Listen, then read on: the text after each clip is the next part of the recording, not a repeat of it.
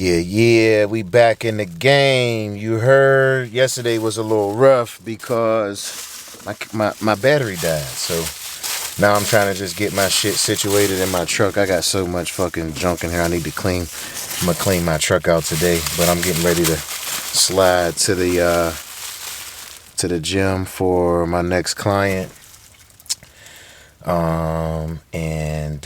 Just trying to make sure I got a nice little setup in my truck so I can keep my camera rolling while I'm driving. I think of a lot of shit when I'm driving sometimes, man, and I need to get better at getting my thoughts out when they come, because then I'll forget later on. You know what I'm saying? And I really want to do my best to document this prep, from beginning to end. The beginning part of a prep for most people is extremely difficult. Speaking for myself, it's really hard to go from eating a certain way and then going to the extreme. The first couple of weeks of a prep for me it's like a withdrawal. You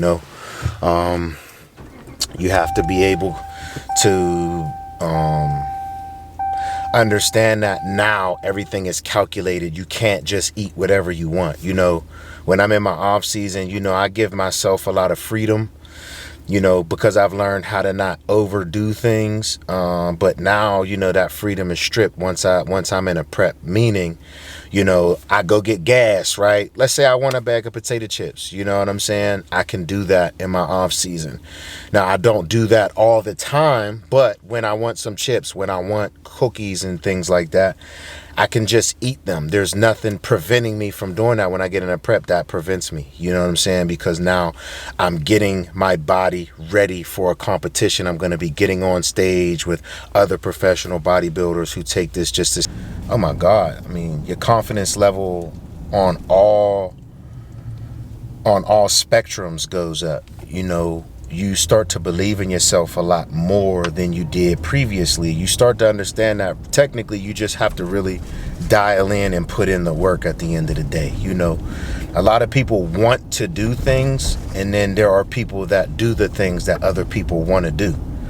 And you just want to try not to overcomplicate the process. Bodybuilding is boring. Eating the foods that we eat is boring. Training the way we train is boring. We do a lot of the same repetitive things over and over, week after week, month after month, year after year. For me, in my competing time, this is my 9th year. I started competing in 2015, and this is 2024.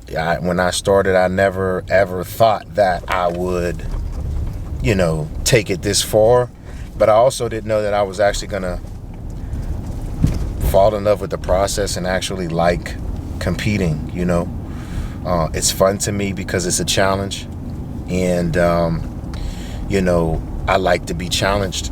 Sometimes life can get boring and monotonous, and giving yourself goals and things to strive for can break that monotony. Going to the gym and realizing last week you did a certain amount of weight for a certain amount of reps, and then coming back in the following week, you're able to do more. You see yourself just progressing on all fronts, and it's an amazing feeling. So, I wish that everybody could experience that. I'm going to offer the opportunity to the people who finished my prep, if they want to roll, the people who finished my transformation challenge, if they want to roll into a prep with me, I'm going to give them that opportunity to actually see what it's like to go through a bodybuilding prep and teach them pretty much how to lose as much body fat as you can. You want to lose all of your body fat if possible, in a prep. When you get on stage, that's called like conditioning. You want your conditioning to be on point. Yeah, I was going to go that way, but we're going to go another way because I don't want to get stuck behind a garbage truck. But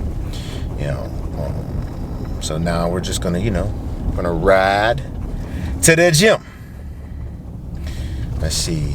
I gotta put some music on. I gotta put some tunes on. You know what I'm saying? I gotta put some tunes on real quick. Hopefully ain't nobody behind me. Let's see which phone need the most juice. This one, bear. All right, so we'll get some tunes going, and then